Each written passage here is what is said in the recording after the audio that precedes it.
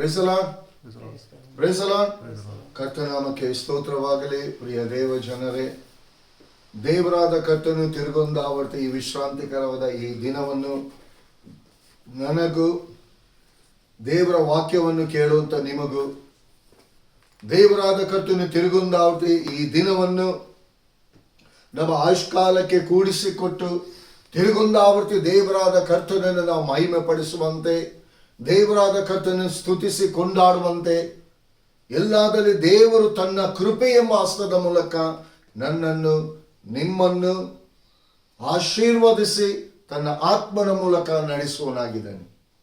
ಪ್ರಿಯ ದೇವ ಜನರೇ, ನಾನು ಪ್ರತಿ ಒಂದೊಂದು ಮೆಸೇಜಲ್ಲಿ ದೇವರ ವಾಕ್ಯವನ್ನು ಪ್ರಾರಂಭಿಸುವುದಕ್ಕಿಂತ ಮುಂಚಿತವಾಗಿ, ದೇವರ ವಾಕ್ಯವನ್ನು ಎಂಡ್ ಮಾಡುವುದಕ್ಕಿಂತ ಮುಂಚಿತವಾಗಿ ನಾನು ಹೇಳುವುದು ಒಂದೇ, ನಮ್ಮ ಜೀವಿತದಲ್ಲಿ ನೀವು ಯಾರೇ ಆಗಿರಲಿ, ದೇವರ ವಾಕ್ಯವನ್ನು ಕೇಳುವಂತೆ ನೀವು ಯಾರೇ ಆಗಿರಲಿ, ನಿಮ್ಮ ಜೀವಿತದಲ್ಲಿ ಮೊದಲ ಸ್ಥಾನವನ್ನು ದೇವರಾದ ಕರ್ತನಿಗೆ ಕೊಡಿ, ಆ ಯೇಸುವಿಗೆ ಕೊಡಿ. ಪ್ರಿಯರೇ, ನಿಮ್ಮ ಜೀವಿತದಲ್ಲಿ ಎಂಥ ಕತ್ತಲೆ ಕೂಡ ಇರಬಹುದು,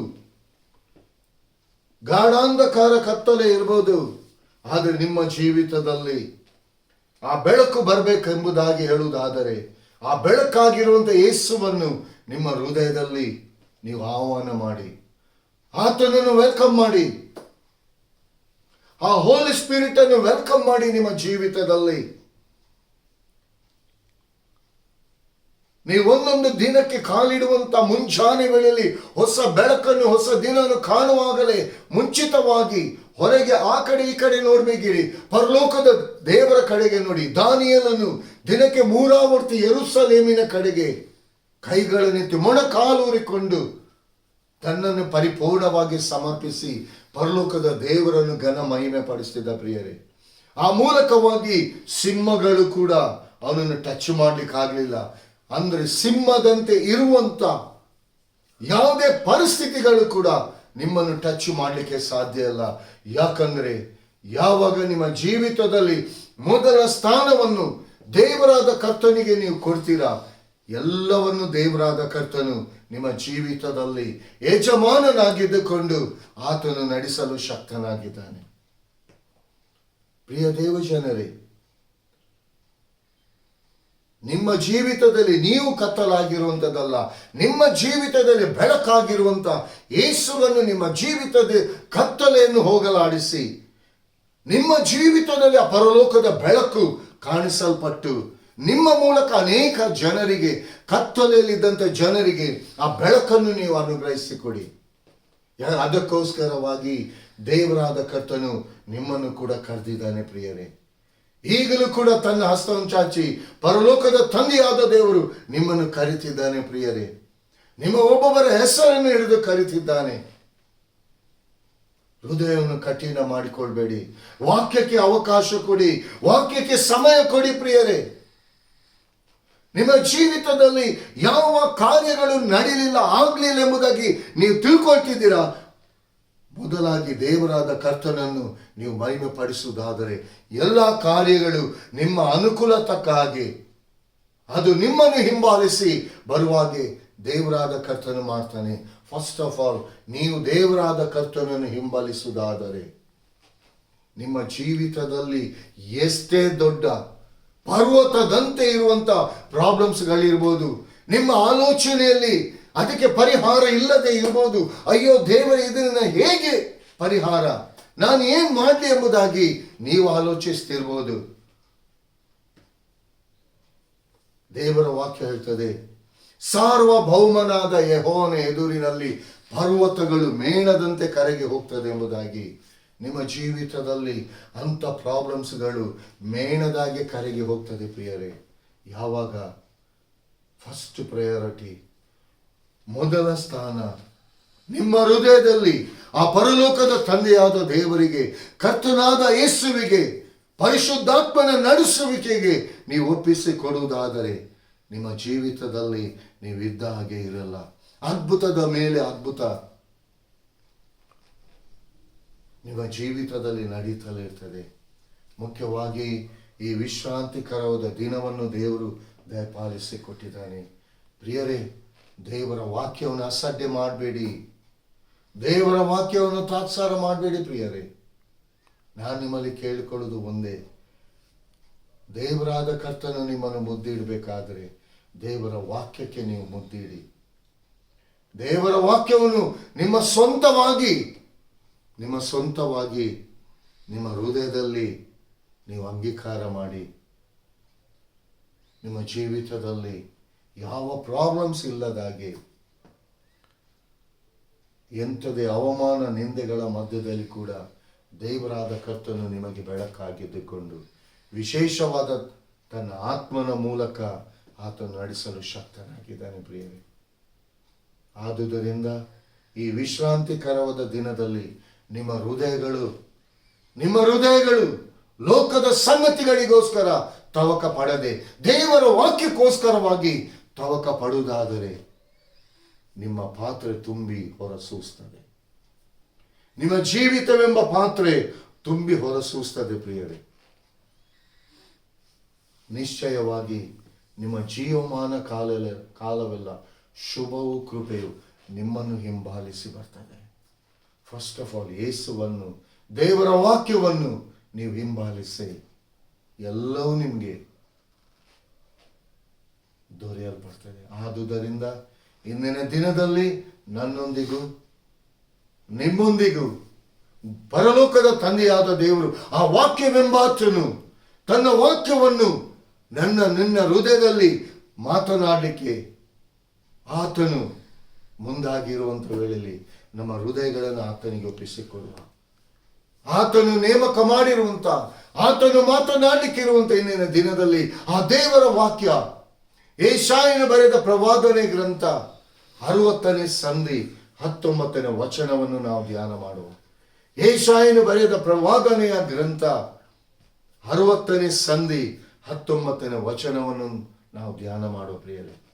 ಇನ್ನು ಮೇಲೆ ಹಗಲಿನಲ್ಲಿ ನಿನಗಿರುವ ಪ್ರಕಾಶವು ಸೂರ್ಯನದಲ್ಲ, ಚಂದ್ರನು ನಿನ್ನ ಬೆಳಕಿಗಾಗಿ ಎಂದಿಗೂ ಕಳೆಗೊಳ್ಳನು. ಯೆಹೋವನೇ ನಿತ್ಯ ಬೆಳಕಾಗಿದ್ದಾನೆ ಎಂಬುದಾಗಿ ನಿನ್ನ ದೇವರೇ ನಿನಗೆ ತೇಜಸ್ಸು. ಆಮೆನ್. Praise the Lord. ಪ್ರಿಯ ದೇವ ಜನರೇ, ಇನ್ನು ಮೇಲೆ, ಯಾವಾಗ ಇನ್ನು ಮೇಲೆ ಅಂದ್ರೆ ಏನು? ಇನ್ನು ಮೇಲೆ ಯಾವಾಗ ನಿಮ್ಮ ಜೀವಿತದಲ್ಲಿ ದೇವರಾದ ಕರ್ತನಿಗೆ ಕೊಟ್ಟಿರುವಂತ ಈ ಆಯುಷ್ಕಾಲದಲ್ಲಿ ನೀನು ಎಷ್ಟು ದಿನಗಳನ್ನು, ಎಷ್ಟು ತಿಂಗಳುಗಳನ್ನು, ಎಷ್ಟು ವಾರಗಳನ್ನು, ಎಷ್ಟು ವರ್ಷಗಳನ್ನು ನೀನು ಕಳೆದು ಬಂದಿದ್ದಿ. ಈ ಎಲ್ಲ ದಿನಗಳಲ್ಲಿ, ಈ ಎಲ್ಲ ವರ್ಷಗಳಲ್ಲಿ ದೇವರಾದ ಕರ್ತನು ನಿನ್ನ ಜೀವಿತದಲ್ಲಿ ಮಾಡಿದಂತ ಅದ್ಭುತವನ್ನು ಎಷ್ಟು ನೀನು ನೆನಪಿಗೆ ತಂದುಕೊಳ್ತಾ ಇದ್ದಿ. ದೇವರು ಮಾಡಿದಂತ ಎಲ್ಲ ಪ್ರೀತಿ ಮಹೋಪಕಾರಗಳನ್ನು ನೆನೆಸಿಕೊಂಡು ಎಷ್ಟು ದೇವರಾದ ಕರ್ತನಿಗೆ ಕೃತಜ್ಞತೆ ಉಳ್ಳವರಾಗಿದ್ದೀರಿ ಪ್ರಿಯರೇ. ಯಾವಾಗ ನೋಡಿದ್ರೂ ಕೂಡ ಬಲಹೀನತೆಗಳನ್ನೇ ಮಾತನಾಡುವಂಥದ್ದು, ಕೊರತೆಗಳನ್ನೇ ಮಾತನಾಡುವಂಥದ್ದು, ಇನ್ನೊಬ್ಬರ ವಿಷಯವನ್ನು ತೋರಿಸಿಯೇ ತಮಗೆ ಅದನ್ನು ದೃಷ್ಟಾಂತವಾಗಿ ಮಾತನಾಡುವಂಥದ್ದು. ಅವರು ಹಾಗಿದ್ದಾರೆ, ಅವರು ಹೀಗಿದ್ದಾರೆ, ಅವರ ಜೀವಿತದಲ್ಲಿ ಹಾಗೆ, ಅವರ ಜೀವಿತದಲ್ಲಿ ಹೀಗೆ, ನನ್ನ ಜೀವಿತದಲ್ಲಿ ಯಾಕೆ ಎಂಬುದಾಗಿ.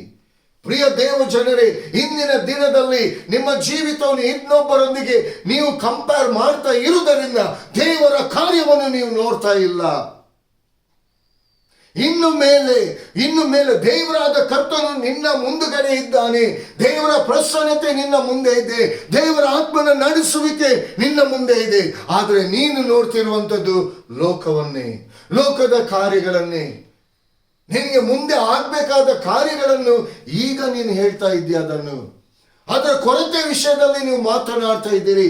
ಪ್ರಿಯ ದೇವ ಜನರೇ, ದೇವರ ವಾಕ್ಯ ಹೇಳ್ತದೆ ಇನ್ನು ಮೇಲೆ ಅಂದ್ರೆ ಯಾವಾಗ ದೇವರ ಕಾರ್ಯಗಳಿಗೆ ನೀನು ವಿಧೇಯನಾಗಿ, ದೇವರ ವಾಕ್ಯಕ್ಕೆ ವಿಧೇಯನಾಗಿ, ದೇವರ ವಾಕ್ಯವನ್ನು ನಿನ್ನ ಹೃದಯದಲ್ಲಿಟ್ಟುಕೊಂಡು ಯಾವಾಗಲೂ ದೇವರಾದ ಕರ್ತನಿಗೆ ನಿನ್ನ ಜೀವಿತದಲ್ಲಿ ನೀನು ಸ್ಥಾನಮಾನಗಳನ್ನು ಕೊಟ್ಟು ಯಾವಾಗ ಪರಿಪೂರ್ಣವಾಗಿ ದೇವರ ಹಸ್ತಕ್ಕೆ ನಿಮ್ಮನ್ನು ನೀವು ಒಪ್ಪಿಸಿ ಕೊಡ್ತೀರಾ, ಆಗ ಸ್ಟಾರ್ಟ್. ಇನ್ನು ಮೇಲೆ ನಿನ್ನ ಜೀವಿತದಲ್ಲಿ ದೇವರಾದ ಕರ್ತನ ಮೇಲೆ ನೀನು ನಂಬಿಕೆ ಇಡೋದಕ್ಕಿಂತ ಮುಂಚಿತವಾಗಿ ಇದ್ದಂತ ಎಲ್ಲ ಪ್ರಾಬ್ಲಮ್ಸ್ಗಳು, ಏನೇ ಕಾರ್ಯಗಳಿದ್ರು ಅದು ನಿಮ್ಮಿಂದ ಮಾಡಲಿಕ್ಕೆ ಆಗದೆ ಇರಬಹುದು.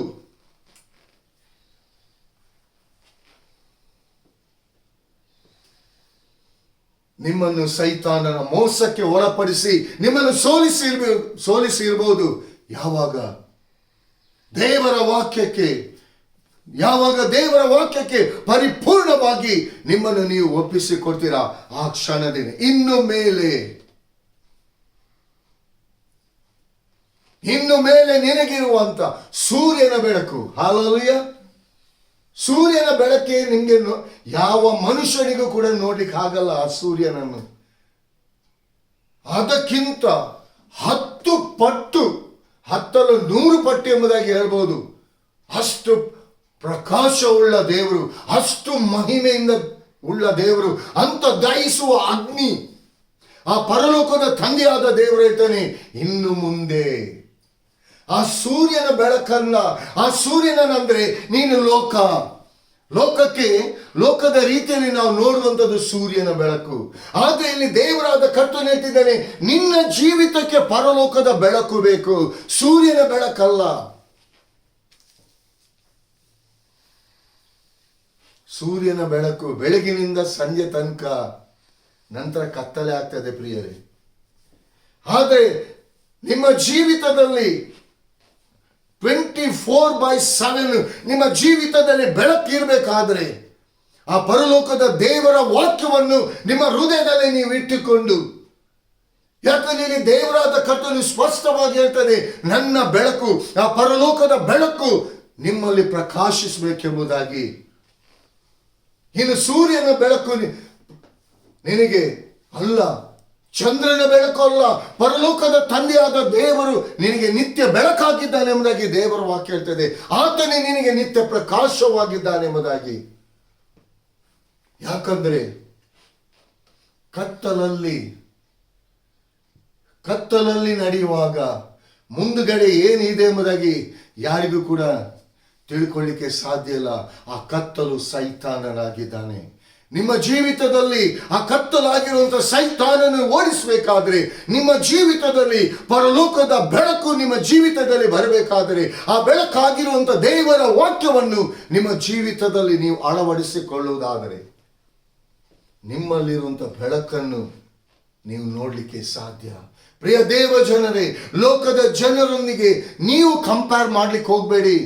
ಯಾಕಂದ್ರೆ ನೀವು ದೇವರ ಮಕ್ಕಳು, ದೇವರ ಆತ್ಮನಿಂದ ನಡೆಸಲ್ಪಡುವಂತ, ದೇವರಾದ ಕರ್ತನಿಗೆ ಪ್ರತ್ಯೇಕಿಸಲ್ಪಟ್ಟಂತ ದೇವರ ಮಕ್ಕಳು ನೀವು. ಒಂದು ವೇಳೆ ನಿಮಗೆ ಮೋಸ ಮಾಡಬೇಕೆಂಬುದಾಗಿ ಜನರು ಬರ್ಬೋದು, ಅವರು ಮೋಸಗಾರರು ಎಂಬುದಾಗಿ ನಿಮಗೆ ಗೊತ್ತಿರಬಹುದು. ಆದರೆ ನಿಮ್ಮ ಜೀವಿತದಲ್ಲಿ ಮೋಸ ಅನ್ಯಾಯವನ್ನು ಅವರು ಮಾಡದಾಗೆ ಪರಲೋಕದ ತಂದೆಯಾದ ದೇವರು ನಿಮಗೋಸ್ಕರ, ನಿಮ್ಮಲ್ಲಿರುವಂಥ ಬೆಳಕಿಗೋಸ್ಕರ ಮೋಸ ಅನ್ಯಾಯವನ್ನು ಅವರು ಮಾಡದಂತೆ ಅವರ ಮೂಲಕವಾಗಿ ನಿಮಗೆ ಒಳಿತನ್ನೇ ಮಾಡುವಂತೆ ದೇವರಾದ ಕರ್ತನ ನಡೆಸ್ತಾನೆ. ಯಾಕಂದ್ರೆ ಪ್ರಿಯ ದೇವ ಜನರೇ, ಹಲ್ಲೆಲೂಯಾ, 12 ತಾಸು ಬೆಳಕು, 12 ತಾಸು ಕತ್ತಲು. ಆದರೆ ನಮ್ಮ ಜೀವಿತದಲ್ಲಿ 24 ತಾಸು ಕೂಡ ಬೆಳಕೇ ಇರಬೇಕು. ಯಾಕಂದ್ರೆ ನಾವು ಬೆಳಕಿನ ರಾಜ್ಯಕ್ಕೆ ನಾವು ಕರೆಯಲ್ಪಟ್ಟವರಾಗಿದ್ದೇವೆ. ಯೆಹೋವನೇ ನಮಗೆ ನಿತ್ಯ ಬೆಳಕಾಗಿದ್ದಾನೆ ಎಂಬುದಾಗಿ ದೇವರ ವಾಕ್ಯ ಹೇಳ್ತದೆ. ಪ್ರಿಯರೇ, ಇನ್ನೊಮ್ಮೆ ಓದಿ ದೇವರ ವಾಕ್ಯ. ಅದು ಇನ್ನು ಮೇಲೆ ಹಗಲಿನಲ್ಲಿ ನಿನಗಿರುವ ಪ್ರಕಾಶವು ಸೂರ್ಯನದಲ್ಲ. ಇಲ್ಲಿ ದೇವರಾದ ಕರ್ತನು ಸ್ಪಷ್ಟವಾಗಿ ಹೇಳ್ತಾರೆ, ಇನ್ನು ಮೇಲೆ ಹಗಲಿನಲ್ಲಿ ನಿನಗಿರುವ ಸೂರ್ಯನ ಬೆಳಕು ಸೂರ್ಯನದಲ್ಲ, ಚಂದ್ರನು ನಿನ್ನ ಬೆಳಕಿಗೆ ಕಳೆಗೊಳ್ಳನು. ಎಷ್ಟು ಹೇಳಿದ ಅಷ್ಟನ್ನು ಮಾತ್ರ ಓದಿ. ಪಾಠ ಪುಸ್ತಕ ಓದಿದಾಗಿ ಓದ್ಲಿಕ್ಕೆ ಹೋಗ್ಬೇಡಿ.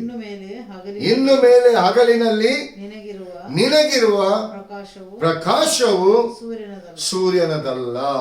ಹಾಗಾದ್ರೆ ಇಲ್ಲಿ ಒಂದು ಪ್ರಶ್ನೆ, ಇಲ್ಲಿ ದೇವರಾದ ಕರ್ತನು ಇನ್ನು ಮೇಲೆ ಹಗಲಿನಲ್ಲಿ ನಿನಗಿರುವ ಪ್ರಕಾಶವು ಸೂರ್ಯನದಲ್ಲ ಎಂಬುದಾಗಿ ಹೇಳುವುದಾದರೆ, ನನ್ನ ನಿಮ್ಮ ಜೀವಿತದಲ್ಲಿ ದೇವರಾದ ಕರ್ತನೇ ಬೆಳಕಾಗಿದ್ದಾನೆಂಬುದಾಗಿ.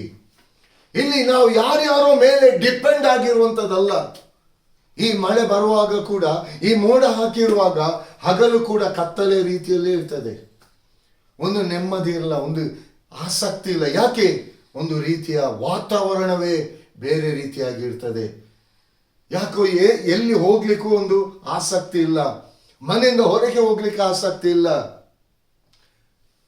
ಅನೇಕ ರೀತಿಯಲ್ಲಿ ಈ ಲೋಕದ ರೀತಿಯಲ್ಲಿ ಈ ಲೋಕದ ಸಂಗತಿಗಳು ನಮ್ಮ ಕಣ್ಣ ಮುಂದೆ ನಡೆಯುವಾಗ ನಮ್ಮಲ್ಲಿ ಆಸಕ್ತಿ ಕಾಣದೆ ಹೋಗ್ತದೆ. ಯಾವಾಗ ದೇವರಾದ ಕರ್ತನು ನನ್ನ ನಿಮ್ಮ ಜೀವಿತದಲ್ಲಿ ಇರ್ತಾನ, 24/7 ನಮ್ಮ ಜೀವಿತದಲ್ಲಿ ಬೆಳಕೆ ಆಗಿರ್ತದೆ. ಇನ್ನು ನಿನ್ನ ಬೆಳಕಿಗಾಗಿ ಚಂದ್ರನು ಮುಳುಗನೆಂಬುದಾಗಿ ದೇವರ ವಾಕ್ಯ ಹೇಳ್ತದೆ. ಯಾಕಂದ್ರೆ ದೇವರಾದ ಕರ್ತನು ನನಗೋಸ್ಕರ, ನಿಮಗೋಸ್ಕರ ದೇವದೂತ ಗಣ ಸೈನ್ಯವನ್ನೇ ನಮಗೋಸ್ಕರ ಸಹಾಯಕರನಾಗಿ ಇಟ್ಟಿದ್ದಾನೆ. ಜೀವ ಸ್ವರೂಪನಾದ ದೇವರು ಇವತ್ತಿನ ದಿನದಲ್ಲಿ ಮಾತನಾಡ್ತಿದ್ದಾನೆ. ನಿನ್ನ ಸ್ಥಾನ ಯಾವುದು?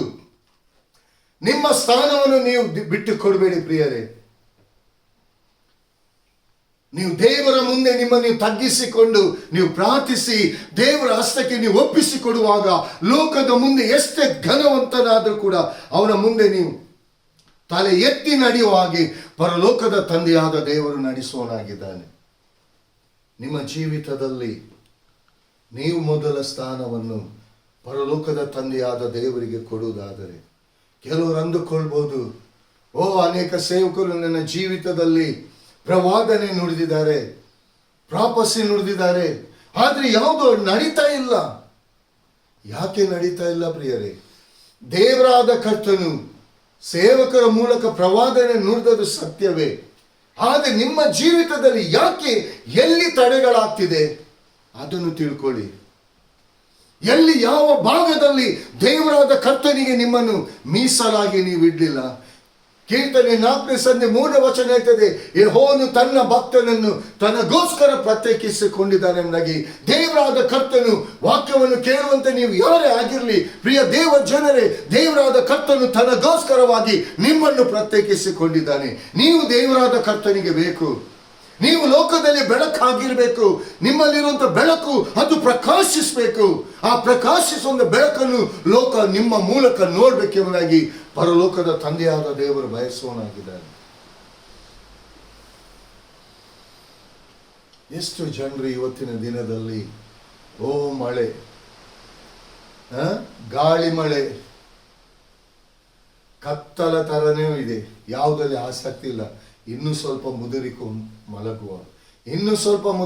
ಮಲಗುವ ಆಪತ್ತುಗಳು ಯಾವ ಸಂದರ್ಭದಲ್ಲಿ ಹೇಗೆ ಬರ್ತದೆ ಎಂಬುದಾಗಿ ಹೇಳಲಿಕ್ಕೆ ಸಾಧ್ಯ ಇಲ್ಲ ಪ್ರಿಯರೇ. ನಂತರ ಅಯ್ಯೋ ದೇವರು ಹೇಳುವುದಕ್ಕಿಂತಲೂ ಮುಂಚೆ ದೇವರಾದ ಕರ್ತನು ಕೊಟ್ಟಿರುವಂತ ಈ ಅವಕಾಶವನ್ನು ಉಪಯೋಗಿಸಿ, ಈ ದಿನವು, ಈ ಸಮಯ ಅದು ನಿಮ್ಮದಾಗಿದೆ. ದೇವರಾದ ಕರ್ತನು ನಿಮಗೋಸ್ಕರ ಕೊಟ್ಟಿದ್ದಾನೆ. ನಿಮ್ಮ ಬಲಹೀನತೆಯನ್ನು ನೋಡಿ ನೀವು ಮಾತನಾಡಬೇಡಿ. ನಿಮ್ಮಲ್ಲಿರುವಂತ ಬಲ ಆಗಿರುವಂತ ಯೇಸುವನ್ನು, ಆ ವಾಕ್ಯವೆಂಬಾತನನ್ನು ನೀವು ಮಹಿಮೆ ಪಡಿಸಿ. ನಿಮ್ಮಲ್ಲಿ ಆ ಬಲ ಇದೆ, ದೇವರ ಬಲ ನಿಮ್ಮಲ್ಲಿ ಇದೆ. ಆ ದೇವರ ಬಲವನ್ನು ಲೋಕದ ಮುಂದೆ ಪ್ರಕಾಶಿಸಬೇಕದು. ಯಾಕಂದ್ರೆ ಸೂರ್ಯನಾಗ್ಲಿ ಚಂದ್ರನಾಗ್ಲಿ ನಿಮ್ಗೆ ಅಧೀನರಾಗಬೇಕು, ನೀವು ಅದಕ್ಕೆ ಅಧೀನರಾಗುವಂಥದ್ದಲ್ಲ. ಪ್ರಿಯ ದೇವ ಜನರೇ, ದೇವರ ವಾಕ್ಯ ಅದು ಇಬ್ಬಾಯಿ ಕತ್ತಿಯಾಗಿದೆ. ದೇವರ ವಾಕ್ಯ ನಿಮ್ಮ ಜೀವಿತದಲ್ಲಿ ಇದ್ದಂಥ ಸೈತಾನನ ಕಾರ್ಯಗಳನ್ನು ಡಿಸ್ಟ್ರಾಯ್ ಮಾಡುವುದಕ್ಕಾಗಿ, ಮುರಿದು ಹಾಕುವುದಕ್ಕಾಗಿ ವಾಕ್ಯವೆಂಬ ಇಬ್ಬಾಯಿ ಕತ್ತಿ ನಿಮ್ಮ ಕೈಯಲ್ಲಿ, ನಿಮ್ಮ ಹೃದಯದಲ್ಲಿ ಇಟ್ಟುಕೊಳ್ಳಿ. ಯಾವುದೇ ಸಂಗತಿಗಳು ನಿಮ್ಮ ಜೀವಿತದಲ್ಲಿ ಎದುರಾದರೂ ಅದಕ್ಕೊಂದು ಪರಿಹಾರ ಇದೆ. ಪರಿಹಾರ ನಿಮ್ಮ ಮೂಲಕವಾಗಿ ದೇವರಾದ ಕರ್ತನು ನಡೆಸ್ತಾನೆ. ಪ್ರಿಯ ದೇವ ಜನರೇ, ಇವತ್ತು ಎಷ್ಟೋ ಜನರು ತಮ್ಮ ದುಡಿತದ ಹಣ ಇವತ್ತು ವೈದ್ಯರ ಬಳಿಗೆ ಹೋಗ್ತಾ ಇದೆ, ರೋಗಕ್ಕೆ ಹೋಗ್ತಾ ಇದೆ. ಎಷ್ಟೋ ಜನರು ಬೇಡವಾದ ಸಾಲಗಳಿಗೆ ಹೋಗ್ತಾ ಇದೆ. ಎಷ್ಟೋ ದುಡ್ದಂತ ಯಾವುದು ಕೂಡ, ಎಷ್ಟು ದುಡಿದ್ರು ಕೂಡ ತೃಪ್ತಿ ಎಂಬುದಾಗಿ ಇಲ್ಲ, ಸಮಾಧಾನ ಇಲ್ಲ, ಮನೆಯಲ್ಲಿ ನೆಮ್ಮದಿಲ್ಲ. ಯಾಕೆ?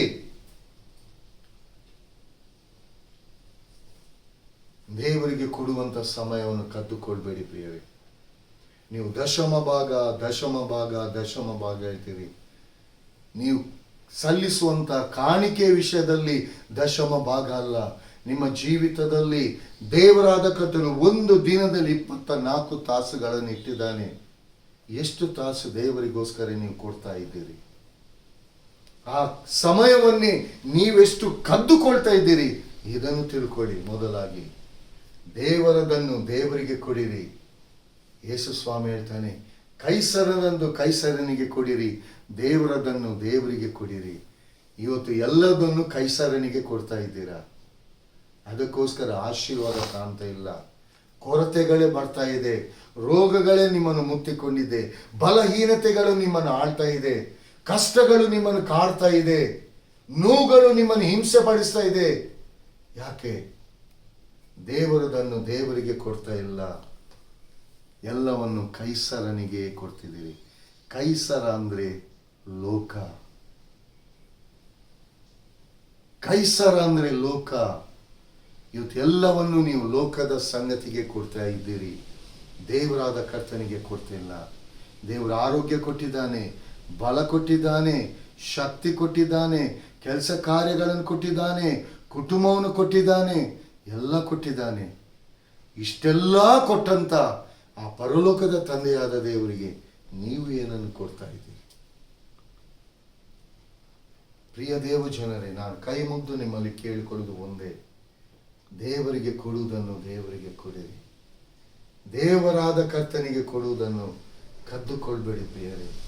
ಯಾಕಂದ್ರೆ ನಿಮ್ಮ ಜೀವಿತದಲ್ಲಿ ಇನ್ನು ಮೇಲೆ ನಿಮ್ಮ ಜೀವಿತದಲ್ಲಿ ಸೂರ್ಯನು ಮುಳುಗಲಿಕ್ಕೆ ಸಾಧ್ಯನೇ ಇಲ್ಲ.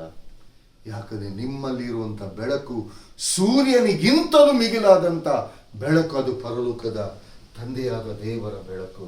ಆ ವಾಕ್ಯವೆಂಬ ಆತನ ಬೆಳಕು. ಆತನು ದಹಿಸುವವನಾಗಿದ್ದಾನೆ, ದಹಿಸುವ ಅಗ್ನಿಯಾಗಿದ್ದಾನೆ ಪ್ರಿಯರೇ. ಆ ಒಂದು ಬೆಂಕಿ ನಿಮ್ಮ ಮುಂದುಗಡೆ ಚಲಿಸುವುದಾದರೆ, ಎಂಥ ಪ್ರಾಬ್ಲಮ್ಸ್ನ ದಿಣ್ಣೆಗಳಿರುವುದಾದರೆ, ಎಂಥ ರೋಗದ ಬಲಹೀನತೆಗಳೇ ಇರುವುದಾದರೆ ಅದು ಸುಟ್ಟು ಹೋಗ್ತದೆ. ಯಾಕೆ? ನಿಮ್ಮೊಂದಿಗೆ ಆ ಬೆಂಕಿ ಇದೆ. ಆ ಬೆಂಕಿ ವಾಕ್ಯವಾಗಿದೆ. ಆ ವಾಕ್ಯವನ್ನು ನಿಮ್ಮ ಹೃದಯದಲ್ಲಿಟ್ಟುಕೊಂಡು ಆ ವಾಕ್ಯಕ್ಕೆ ನೀವು ಮೊದಲ ಸ್ಥಾನಮಾನವನ್ನು ಕೊಡುವುದಾದರೆ ನಿಮ್ಮ ಜೀವಿತ ಇದ್ದ ಹಾಗಿರಲ್ಲ. ಪ್ರಿಯ ದೇವ ಜನರೇ, ನಿಮ್ಮ ಜೀವಿತದಲ್ಲಿ ಪರಲೋಕದ ತಂದೆಯಾದ ದೇವರು ಬೆಳಕಾಗಿದ್ದಾನೆ. ನಿಮ್ಮ ಜೀವಿತದಲ್ಲಿ ಅನೇಕ ವಾಗ್ದಾನಗಳು, ಅನೇಕ ಪ್ರವಾದನೆಗಳು ಬಂದಿರ್ಬೋದು, ನೆರವೇರ್ತಾ ಇಲ್ಲ. ಯಾಕೆ? ನೀವು ಕದ್ದುಕೊಳ್ತಾ ಇದ್ದೀರಿ. ದೇವರಿಗೆ ಕೊಡುವುದರ ಸಮಯವನ್ನು ನೀವು ಕದ್ದುಕೊಳ್ತಾ ಇದ್ದೀರಿ. ದೇವರಾದ ಕರ್ತನಿಗೆ ಕೊಡುವಂತ ಸಮಯವನ್ನು ಕದ್ದುಕೊಳ್ಬೇಡಿ. ನನಗೆ ಸಮಯ ಇಲ್ಲ, ಆ ಕೆಲಸ ಆಯಿತು, ಈ ಕೆಲಸ ಆಯಿತು, ಅದು ಆಯಿತು, ಇದು ಆಯಿತು. ಎಲ್ಲದಕ್ಕೆ ಸಮಯ ಇದೆ. ವಾಕ್ಯ ಕೇಳಿದಿರಾ ಎಂಬುದಾಗಿ ಕೇಳುವಾಗ, ವಾಕ್ಯ ಕೇಳಿಕೆ ಸಮಯ ಆಗಲಿಲ್ಲ. ಯಾಕೆ? ನಿಮ್ಮ ಹೃದಯದಲ್ಲೇ ದೇವರಿಗೆ ಸಮಯ ಇಲ್ಲದಿದ್ದರೆ ನಿಮ್ಮ ಜೀವಿತದಲ್ಲಿ ಹೇಗೆ ದೇವರ ಬೆಳಕು ಕಾಣಲಿಕ್ಕೆ ಸಾಧ್ಯ? ನಿಮ್ಮ ಪ್ರಾಬ್ಲಮ್ಸ್ಗಳು ಕ್ಲಿಯರ್ ಆಗುವುದು ಯಾವಾಗ? ಸಾಲ್ವ್ ಆಗುವುದು ಯಾವಾಗ? ಆ ರೋಗಗಳು, ವೈದ್ಯರಿಂದ ಕೈ ಬಿಡಲ್ಪಟ್ಟಂತ ರೋಗಗಳು ಗುಣ ಆಗುವುದು ಯಾವಾಗ? ಪ್ರಿಯ ದೇವ ಜನರೇ, ವಾಕ್ಯಕ್ಕೆ ನೀವು ಸಮಯವನ್ನು ಕೊಡುವುದಾದರೆ, ಮರಣಕರ ರೋಗ ಆದರೂ ಸರಿ, ಒಂದು ಕ್ಷಣದಲ್ಲಿ ಅದು ಹೀಲ್ ಆಗ್ತದೆ. ಇದು ಗ್ಯಾರಂಟಿ. ಯಾಕಂದ್ರೆ ವಾಕ್ಯದ ಬೆಂಕಿ ಅದನ್ನು ಸುಟ್ಟಾಗ್ತದೆ. ನಿಮ್ಮ ದೇಹದಲ್ಲಿರುವಂತಹ ಆ ಬಲಹೀನತೆ, ನೋಗವನ್ನು ಸುಟ್ಟಾಗ್ತದೆ. ವಾಕ್ಯಕ್ಕೆ ಅವಕಾಶ ಕೊಡಿ ಪ್ರಿಯರೇ. ವಾಕ್ಯವನ್ನು ಪ್ರೀತಿ ಮಾಡಿ ಪ್ರಿಯರೇ. ವಾಕ್ಯದ ಮೂಲಕ, ವಾಕ್ಯದೊಂದಿಗೆ ನಿಮ್ಮ ಜೀವಿತದಲ್ಲಿ ನಿಮ್ಮ ಜೀವಿತವನ್ನು ಪ್ರಾರಂಭ ಮಾಡಿ. ಈ ಮೂಲಕವಾಗಿ ನೀವು ಮುಂದೆ ಹೋಗುವುದಾದರೆ ನಿಮ್ಮ ಜೀವಿತದಲ್ಲಿ ನೀವು ಇದ್ದ ಹಾಗೆ ಇರಲ್ಲ.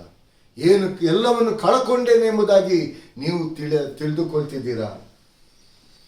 ಎಲ್ಲವನ್ನು ಪಡ್ಕೊಳ್ಳುವಂತೆ ದೇವರ ವಾಕ್ಯವೆಂಬಾತನು ನಿಮ್ಮ ಜೊತೆಯಲ್ಲಿ, ಪರಿಶುದ್ಧಾತ್ಮನು ನಿಮ್ಮ ಜೊತೆಯಲ್ಲಿ ಬಂದು ನಿಮ್ಮ ಎಲ್ಲ ಕಾರ್ಯಗಳನ್ನು ಆತನೇ ನೆರವೇರಿಸಿ ಸಫಲಪಡಿಸುವನಾಗಿದ್ದಾನೆ.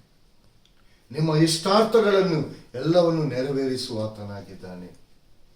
ಪ್ರಿಯ ದೇವಜನರೇ, ಯಾರ್ಯಾರು ನೀವು ವಾಕ್ಯಗಳನ್ನು ಕೇಳ್ತಿದ್ದೀರೋ, ಈ ವಾಕ್ಯವನ್ನು ನಿಮ್ಮದಾಗಿ, ನಿಮಗೋಸ್ಕರವಾಗಿ ಆ ಪರಲೋಕದ ತಂದೆಯಾದ ದೇವರು ವಾಕ್ಯವೆಂಬಾತನು ನಿಮಗೋಸ್ಕರವಾಗಿ ನಿಮ್ಮ ಹೃದಯದಲ್ಲಿ ಮಾತನಾಡ್ತಿದ್ದಾನೆ ಎಂಬುದಾಗಿ ತಿಳ್ಕೊಳ್ಳಿರಿ.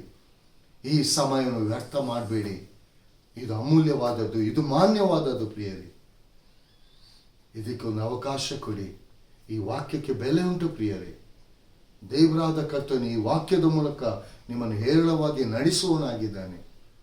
ಈ ವಾಕ್ಯವೆಂಬಾತನಿಗೆ ನಿಮ್ಮ ಜೀವಿತದಲ್ಲಿ ಅವಕಾಶ ಕೊಡಿ.